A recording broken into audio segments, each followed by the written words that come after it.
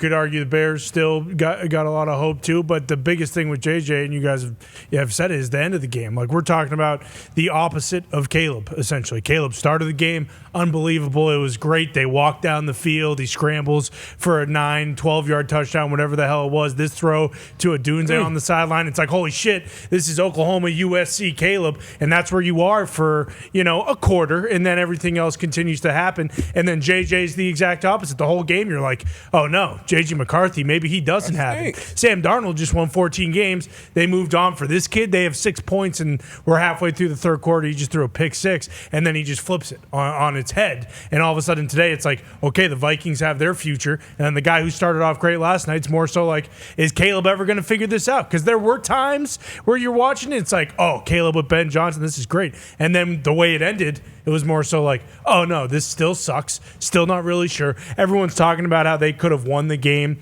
down by 10, but he misses that throw. Who knows? A lot of things had to happen. Yeah. A lot of things would have had to happen. A drive. There are a lot of positive things, though. I think For Chicago? For Chicago. A lot of positive things to build on. The defense, all right? Up until, the late fourth quarter stuff where they start running the ball, which is typical Kevin O'Connell. He's going to find a way. Mm-hmm. He's going to find the right matchups. But I thought Ben Johnson did a great job getting his team ready. And I think the Chicago Bears are going to surprise some people this year as they continue to grow. That first game for a head coach and a new offense and new defensive coordinator, everything is hard. And, they had the crowd going. They had everything rolling for them. Mm-hmm. So there's a lot of good things to build off of. Ben Johnson, a super intense guy, right? That's kind of been like the flip of the culture in Chicago. A lot of accountability. You heard all the players talk about it. And for Caleb, it felt like there was some good structure happening within the offense. There was a couple Caleb things, like that run to the right side where he sidearms it to a Dunze, and it's a nasty play. It's like, I think that was what excited Ben Johnson to work with Caleb. Is like, hey, I've never had a guy that's been able to be a magical threat outside of the pocket, but they're always going to need him to be in rhythm in that offense, right? Isn't that kind of the biggest part of it all? Totally. And then, Brian Flores, who is one of the masterminds of defense, started throwing blitzes at him that they hadn't seen in a while. And that's hard on a young coach and a young kid in a new offense and a new coach in a new offense trying to answer all the questions during the game that you see from Flo. He's gonna bring the house. Oh, yeah. And they did a great job of it in the fourth quarter. So the NFC was decided between the Minnesota Vikings and the Detroit Lions last week of the season. So this Minnesota Vikings team, very good. Mm-hmm. Brian Flores is back with that defense. Brian Flores is a very good defense coordinator. Yeah. So to just absolutely demolish the Chicago Bears, Ben Johnson and Caleb Williams at this point would be a little bit early, I think, especially with the success that they had. But boy, if this does not work out between Caleb and Ben Johnson, Chicago Bears fans are going to be a bit bummed out about it. This was supposed to be the thing. I mean, you heard it last night. Caleb was the calling. This guy is from the football gods coming to Chicago. Heisman. There's reports coming out. Yeah, Heisman, highest paid guy in NIL. Yeah. Once in a generation type prospect, everything like that. There's reports now coming out from people that are no longer with the Chicago Bears, who are certainly finding outlets to get their stories out and their sides out about the Chicago Bears basically only worrying about Caleb, not even thinking about any of the other quarterbacks. That's how committed they were to Caleb. That's how much the world was committed to Caleb being the number one overall pick. Is like, hey, this is the guy. Then you get Ben Johnson, the quarterback or the head coach that has been wanted by every team. Mm-hmm. So you got the quarterback that's once in a generation, and the head coach you could say once in a generation. You have them both in the same building.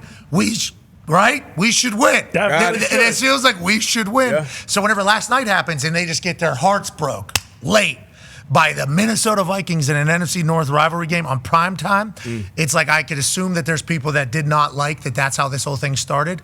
But I think BA has been very constant here. Ben Johnson's a damn good coach. He will figure out how to win over there. And then it's all like, can Caleb get on board with everything? And can they all buy in for a full 4 quarters? I mean, that is what it's going to be now until they prove that they can. But I have high hopes. Coach that is wanted by everybody and player that was allegedly causing a team not even to look at anybody. This is definitely the guy. Allegedly, this is being reported. What was the guy's name? Chris White? Yeah.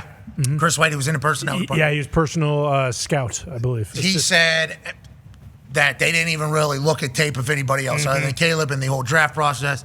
So now, obviously, Bears fans are like, well, was Drake Mayberry? I mean, there's a lot of J.J. McCarthy. I mean, yeah, people are talking about the Drake thing. Like, he didn't want to watch Drake May film as a big thing. Like, who cares about that? If that's the case, and that was the thought around Jaden Daniels is the real problem. Yeah, and we'll see with J.J. here, too. So yeah, he was to be fair, going into the draft process, he was like you mentioned, pegged as that guy. Like, all right, we can't pass on this guy. Like, we can't pass on this guy at one. You look back 10 years. Like Bryce Young. Chicago, not Bryce Young, because he had more of the measurables. Like Bryce Young, I felt like he was going to have to be an outlier. Just like Kyler Murray, as great as he is, you're going to have to be an outlier because we've never seen somebody do it at that size.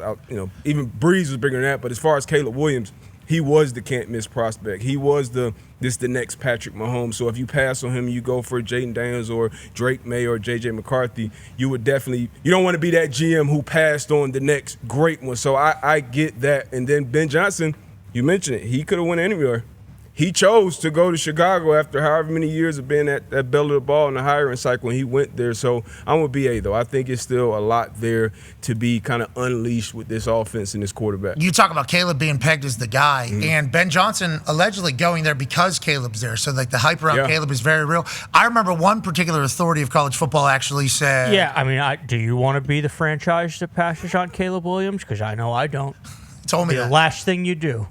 I said, is Caleb Williams definitely the number one overall pick in this entire thing? And that was Pete's answer. And everybody else was like, yeah, no questions asked. I'm like, all right, sweet. Like, will he be able to do all the stuff that he does in college in the NFL? Because I'm like, in my head, everybody's so fast in the NFL, and he is it. He has been able to. He looked great last night. By the way, he has been able to. So what everybody's been saying is it's just, is Ben Johnson and him the right fit? That's going to be the entire.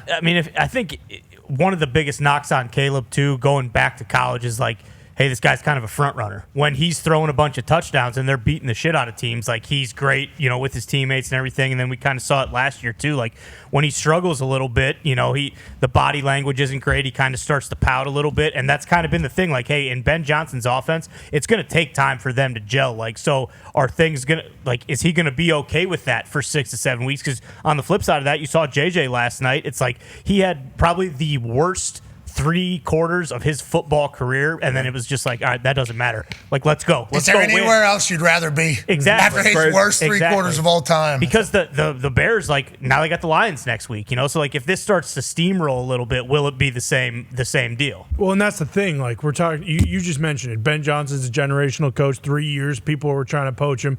Caleb's a generational QB. But Ben Johnson's, generational offense, if you will, doesn't need or really have call for, like, a Caleb. Like the Lions, if that was the case, don't you think the Lions would have gone and gotten a mobile quarterback? Like, they were so good because the ball placement from Goff. They talked about it on the broadcast, like the most important thing in a Ben Johnson offense is ball placement and timing and all those things. They had a 3rd and 1. And Caleb threw a bubble screen, and it was 4th and 5 because the bubble screen was behind Rome Odunze and low. So, like, Caleb obviously can have a ton of success and stuff, but, like, if your most important thing in your offense is ball placement, is Caleb that guy, or can Caleb develop into that? Yeah, I think, too, we're talking about the quarterbacks. They didn't win the game. When the Bears were rolling, DeAndre Swift was rolling. He was rolling. The running game was rolling. All of a sudden, Jordan Mason starts taking off, boom, boom, boom, boom. All of a sudden, now JJ's a player. Well, play action's easy, baby. None of these guys as rookies and young quarterbacks are going to drop back 40 times and beat anybody. If you can't run the football and set them up with easy throws, all right, and both coaches did it for a while, then Minnesota's defense said, enough of that shit. The running game's over. All right, and here comes the blitz. Chicago didn't. And then JJ got loose. And I am right with BA. I think I want him to be fixed, and I think he will be fixed. And if you look at his rookie year and his numbers, they weren't terrible. Obviously, he got sacked. That's the number that stands out the most, being sacked 68 times, but didn't turn the ball over a ton. He has the skill set and the fact that Ben Johnson is the head coach, and he's also the play caller. If you look around the league, most KOC being one of them, but most of these guys that became head coaches and that were play callers beforehand, and they still hold on to that play calling. If you have a quarterback, it's more likely that you're going to be successful when you stay around. You won't have to deal with what Jalen Hurts has to deal with. Every year he's got a new coordinator because that guy called good plays, win a bunch of games, go gets another job. Justin Herbert, he's on like his 4th play caller. So Caleb Williams having that same voice in his head, BA talked about the continuity that you have to build, which is real because as a player, even as a defensive player, if we're going into a 2-minute drill before, at the end of half and we know the situation, I kind of already know the menu of plays that my defensive coordinator is going to call and the plays he's going to call. So when you have that, when you're that comfortable as a quarterback and the guys around you, I think that's going to help you be successful, and it's going to kind of expedite that process. We all know he has the talent. We all believe Ben Johnson is a talented play caller. We know that. But being a head coach, that's a little different. That's a much different job, but I think both of these guys will be successful. Going from play caller to head coach and play caller, and then just head coach without being play caller, what goes into all those decisions that are kind of being made? Because head coach obviously got a lot of shit.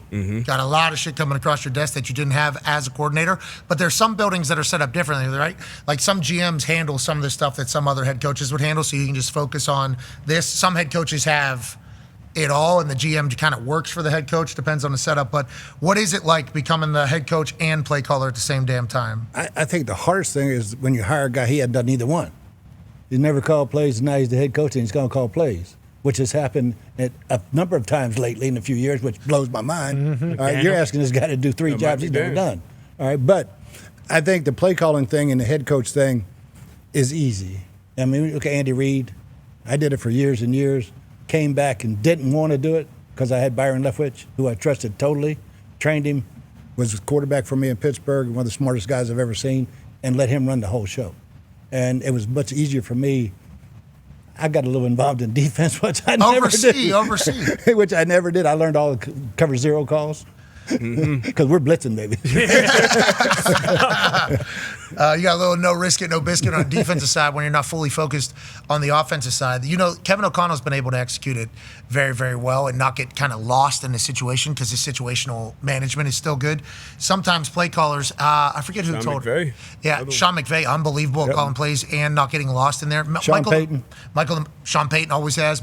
Andy Reid, obviously. Michael Lombardi said, though, some of these play callers just get lost in the sheet and they like kind of forget that they're the head coach of the entire team. That's obviously on a leadership level, but the fact that you can pull up Kevin O'Connell seemingly mastering it very quick.